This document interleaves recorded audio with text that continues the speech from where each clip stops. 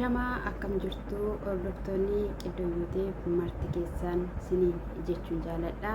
Egaa Eeluu fi Yaa'aab akka walitti bu'anii ni beektu jechuudha. Haa ta'uyyuu malee guyyaa lama mana isaa keessaa bulchee yookiin immoo tursiisee akka inni itti mari'achaa ture. Ishiinis immoo akka dhiifama isaa diddee balbala banattee baatee viidiyoon hojjete irratti argitaniitu jirtu jechuudha.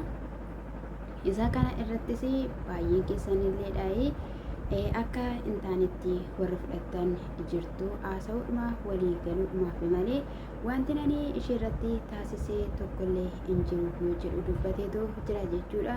Humna kootii ol waan natti ta'ee fi murtoon murteeffadhee tokko jira. Innis immoo gara maatii ishee dhaquu qofadha jedhee soosii hiriyaa Eeluu jechuudha qabatee gara maatii ishee dhaqeetoo jira jechuudha.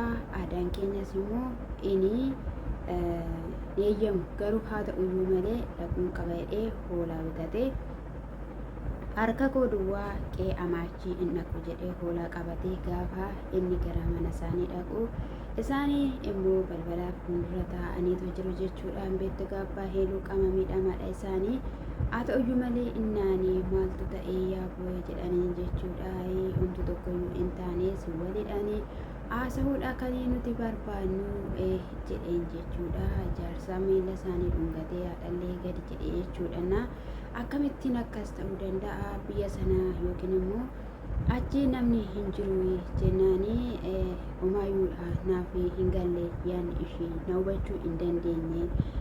Kanaafiyyuu akka isheen sin dhageessu abdii guddaa waan qabuufi jedhe jechuudha. Akkasumallee riittiin isheellee jechuudha naa bilbilee akkasinaan jedhee har'a ganama immoo dhufee hedduu dhufee immoo ani immoo dhaqeedhaan kananii issimadhee jettee dubbatteetu jirti jechuudha. Dhugaa dubbachuudhaa fi eeyyee aadaan keenya inni eeyyamu wanta akkanaa een ta'u edda jaarsi dhaqee seerri isaa guutamee booddee dhaqanii qe'ee warra ishee dhufamuu maludha jettee isheen jechuudha. Isa kanaafiyyuu dirqama natti ta'e waan baay'ee taasiseera. Dhiifamarraadhanii alammoo wanti ta'u tokkollee hin jiru. Isheen immoo anaaf hin hubannee yeroo nani karaa biraa ishee hubachiiseera ta'e lakki jetti. Isa kanadha wanti jiru hundumti isaayyuu sirrii miti jedhee jira jechuudha.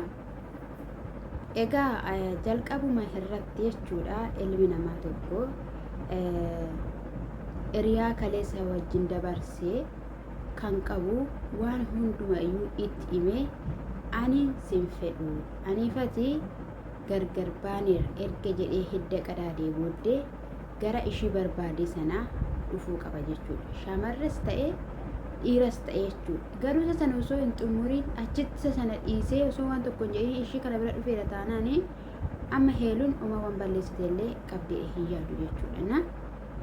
Yeroo baay'ee dhiirota gidduutti wanta akkanaa kanii uumamu jechuudha. Nama wajjin adeemsa jalqabdee tokko immoo icciitii kee ishiinis innis taatee jechuudha. Icciitii kee walitti himachuu qabdu jechuudha. Icciitiin jiraateera taanaan manni kee jireenyi kee ni kufa jechuudha. Eeluun immoo gisee baay'ee hiriyaa hin qabatti hiriyaan hin ta'uufi argitaniittoo ta'e indaalee nama jedhamu sana faana edda jaarsummaan ergamuudha ka'etti gargar bahanii akkasumallee naati nama jedhamu biyya isaa akka inni jiru hin beeku garuu ala jira. Isa faana isa gargar baatee abdattee waan baay'eetti edda gargar baate jechuudha. Isa kana faana immoo deemtee qalabatii irrayyuu geessee kinoo qalabatii hanga kanaatti baastee hanga darbattu dirasitti ga'eetu jira jechuudha. Jalqaba irratti dhalli namaa tokko simmeetaawii ta'uu dura garuu of dhaggeeffachuu qaba jechuudha. Amantii qabaachuu qaba. Maaliif akkas ta'e kaleessa inni hin dhufne har'a akkamittiin dhufe jechuu qabdi turte jechuudha. Viidiyoo waliin hojjechuu jalqabanii turaniiru haa ta'uyyuu malee jechuudha. Gaji'oota lamas sadis haa ta'u jechuudha. Kana gidduutti namni hin dhufne edda ishiin qalabatii keeyyatte inni miti immoo wajjin hin jiraate hiriyaa fakkaatu. Sunis immoo edda ishiin qalabatii godhattee booddee kan ishii fide jechuudha intala sana. Maalidha kanatti gootee fi farramtee fuutee taa'ee qalabatii gootee fi kana miti jechuudha. Jaalala jalqabame gatiin baame inni qalabatii miti amma qalabatii miti jechuudha. isa kanadha ta'uu malee hin dhaqee jechuudha gaa innis maatiinis immoo ma gochuun hin danda'amu jedhanii simataniiru jechuudha.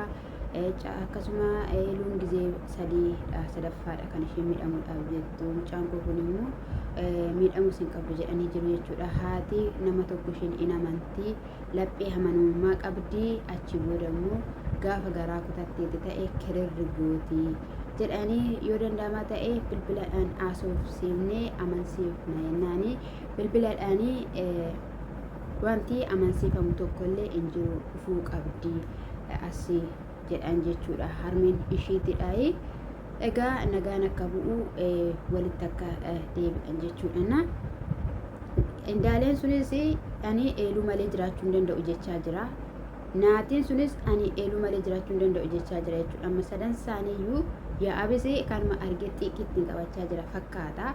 Inni immoo iddoo kanatti akka afu hirummaatti akka afu hin barbaadu yaanni kootii fi yaanni eeluu boruu jireenya fagoo ta'e waliin deemuudha kan nuti barbaannu jedhee jira jechuudha.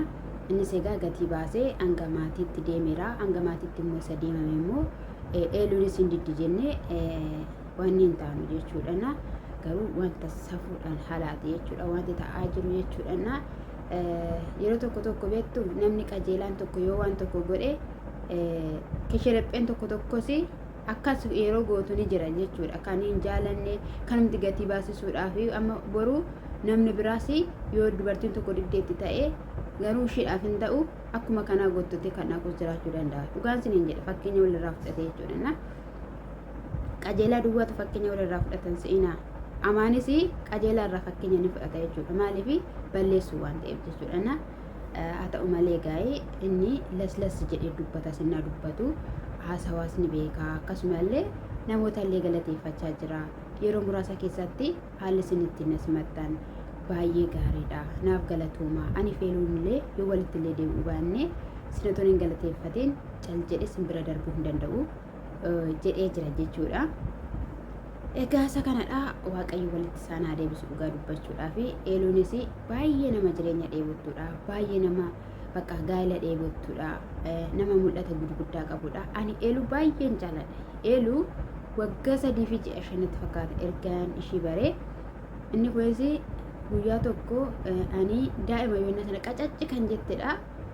Ani garaatti hin baadha jettee chaanaalii naayii irratti biraankii gootee naahiin mana akka hoshitee turte yeroo sana cifcifi godhee ishii tume jechuudha. Isa dhugaan siniin jireenya sanarraa kaasee ishii jaalachuu jalqabee akkasumas illee hojii ishii hojjechaa jirtu iddoon ishii maatii ishiitii qabdu lafti ishii abbaa ishiitii qabdu keessattuu adda akka ta'e እና waan baay'ee keessa ishii keessa nama gaaffii qabudha jechuudha.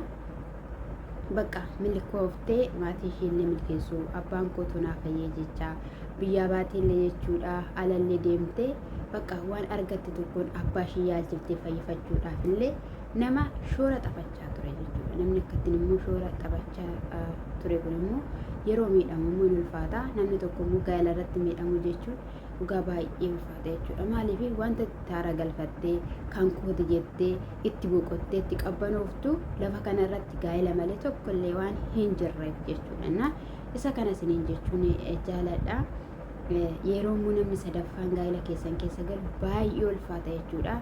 Hiriyaas abdattanii isheen okkoo kan kooti jettanii lakkoofsa jaalallee keessanii kennitanii fi akka isheen ishee haasofsiiftu tasumayyuu hin godhina. Dhugaan siniin jedhee walii yoo loltaniitu ta'e ganama yoo wal loltaniitu ta'e galgala haraarama. Maaliif aduun sinitti dhiyee sinitti hin bari'iin jedha macaafni qulqulluun jechuudha. Dhiifama qabaachuudha. Kanaaf iyyuu qilleensatu gidduu keessan gala waliin furmaatatti laadha malee inni okkoo anaaf akkasidha inni anaaf akkana na godhe jettee hiriyaatti ni matiin. Jalqaba garuu nama wajjin hin deemtu tokko ilaalla dhaabbadhu.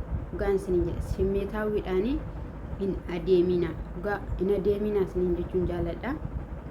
Isa kana dhagaa'ee eeluun immoo akka gara maatii ishiitti dhaqxu abdii guddaa qabna. Lul sunis balleessaa qaba. Eeluunis achirratti balleessaa qabdi. Hiriyaa amma barbaadeyyuu haa ta'u ilma dhiiraati alagaadha hiriyaadha malee jechuudha. Mana ishii keessatti galfachuu hin qabdu. Isheen shaamarreedha haa ta'u malee kophaa ishee jiraatti. Nama kana immoo achitti galfachuu tasumayyuu barbaachisaa miti jechuudha. sirriis miti namni yeroo kana xiiqiidhaan ka'eeyyuu wal ajjeesuu mala waan ta'eef jechuudha. Isaan mana sana keessaa baasuu qabdi.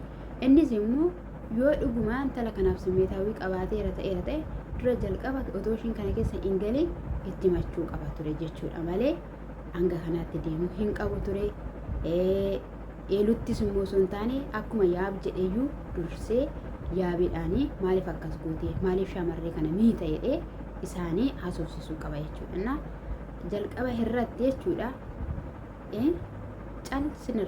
calsinirraa godhu ishee boodarraa dhuftu siniin jedha gooftaan koo sana eebbisu eebbifamu inshaallah.